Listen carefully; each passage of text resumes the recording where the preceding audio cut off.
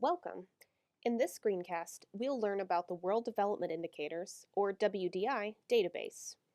We'll focus on when to use it, how to access it, how to perform a basic search, how to format and download your search results, and then I'll also make sure you know where to go for more help if you need it.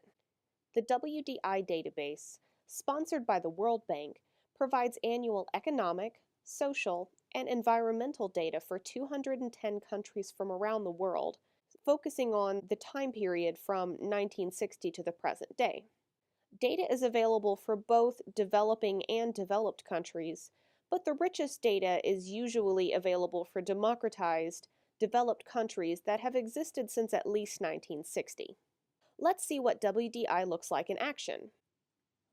Beginning at the library homepage, let's type World Development Indicators into the gold search box. That will return the database we want.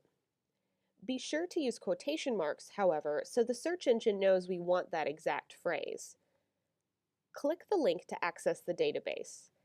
We've been directed to the World Bank Data Catalog homepage, which contains the WDI database that we want. Click the WDI link, and then click the blue Databank link. Note that this little blue button can be difficult to find, but after you know where it is, it's easy to access the database. Here we are. We're ready to see the database in action. Let's say that I'm interested in comparing how literacy rates among Chinese youths and adults has changed over time. First, let's find China by typing in this search box and pressing enter on the keyboard. Then, be sure to select China in the results below. Second, we need to select the data series we're interested in.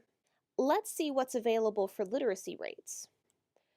I'd like to see separate data for youth males and females, as well as for adult males and females, so I'll select those data sets.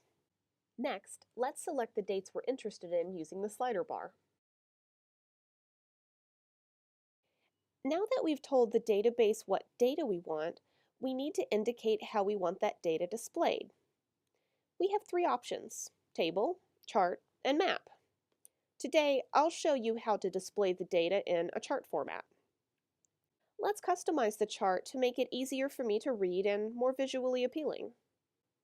I want the date range to display on the x-axis and percentages on the y-axis, so I'll leave the orientation, which you can see here, as is.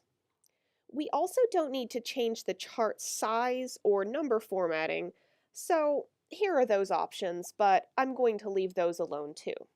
We do want to change the chart type. I'd prefer a bar graph, so I'll select vertical bar. I'm also going to choose the color scheme that I prefer. I'll go with one of the preset styles, option B for today. Last, I'd like to add a header and footer to describe the chart. Let's apply these changes and see what the chart looks like. Okay, now we have a finished product, but here's one more option. Right now, I'm here in the Chart Options menu, but if I click here on Edit Selection, I can rearrange the columns as I want. You'd click on the Series drop-down menu, then click and drag to suit your preferences. Don't forget to click Apply Changes to see the difference. The last step is to save my data by downloading it. Notice that there are two options for doing so: a small download button and a larger download button here. If I click the large download button, I can export my data as a spreadsheet and open it with the software program of my choice. By clicking here, I can download a picture of the chart itself. I'm selecting PDF, but you have several other options to suit your needs and preferences. And that's it. Last, let's talk about how to get more help if you need it. First, check out WDI's knowledge base. As you can see, there's a place to browse and search for how-to information. You can also get help from librarians. For general questions, check out our Ask a Librarian service. Another option is to get more specialized help from the librarians in the Clark Library.